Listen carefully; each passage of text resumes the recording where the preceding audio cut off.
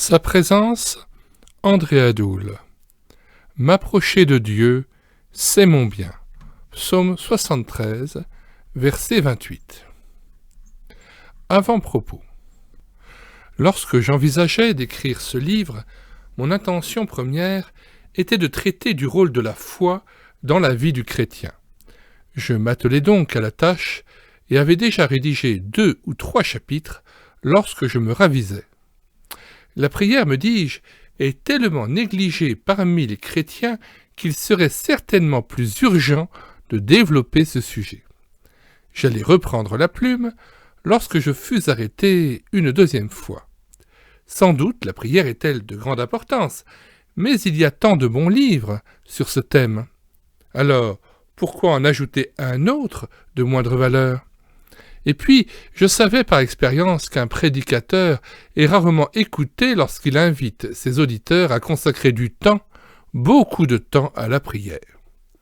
Ce message a peu d'écho et entre rarement dans les faits.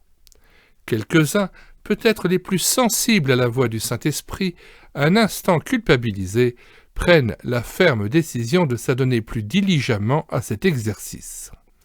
Ils s'obligent à invoquer Dieu matin et soir, parfois des heures durant.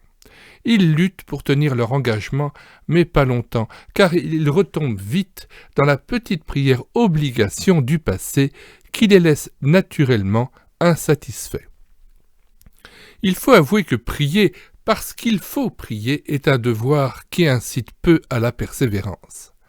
Or, je dois savoir que la loi, ici les nombreux impératifs relatifs à la prière, n'a pas été donnée pour que je mobilise toute mon énergie à essayer de répondre aux exigences divines. Au contraire, elle m'en dissuade en me rendant conscient de ma totale incapacité à satisfaire le Père Céleste, de telle sorte qu'elle m'amène à détourner les regards de moi-même pour les diriger sur celui qui a le pouvoir de me rendre capable de lui obéir avec enthousiasme et joie.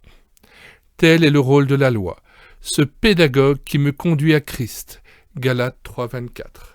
Pas de vraie prière hors d'une vraie communion avec Dieu. Que je vive dans sa présence et la prière jaillira.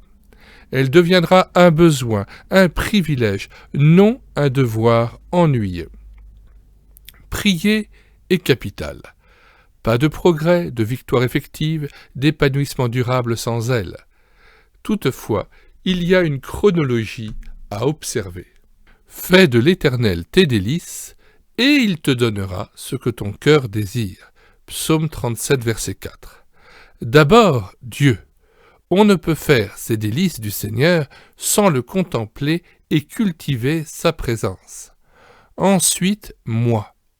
Par la prière, qu'elle soit demande ou intercession, je lui exprime mes désirs. Ma vie de prière est-elle un échec ? Plutôt que de me culpabiliser sans fin en répétant sans cesse à Dieu « Pardonne-moi de ce que je ne prie pas comme je devrais prier », je m'approche d'une personne dont je recherche la compagnie parce que je l'aime.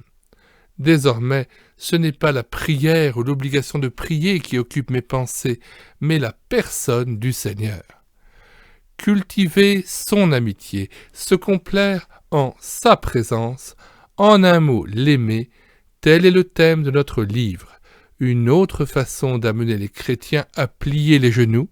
Ma plus grande joie sera d'apprendre que certains de nos lecteurs, par le moyen de ces modestes pages et sous l'action du Saint-Esprit, ont appris le chemin du sanctuaire au point de dire avec le psalmiste « Pour moi, m'approcher de Dieu, c'est mon bien. » André Adoul.